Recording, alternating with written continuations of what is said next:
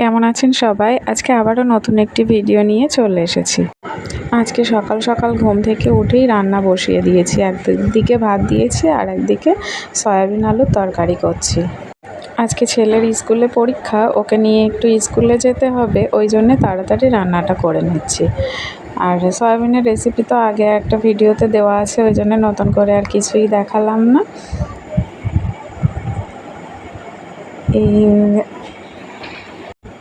খুব তাড়াতাড়ি রান্নাটা করছি, কেননা রান্নাটা শেষ হলে ছেলেকে ঘুম থেকে তুলে ওকে রেডি করিয়ে খাইয়ে তারপর স্কুলে নিয়ে যেতে হবে।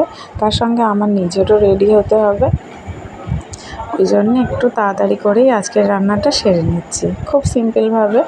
রাত্রে আবার যা হোক কিছু একটা করা যাবে। আজকে তাহলে এখানেই শেষ করছি। যদি ভিডিওটি ভালো লেগে থাকে লাইক সাবস্ক্রাইব করতে ভুলবেন না কিন্তু।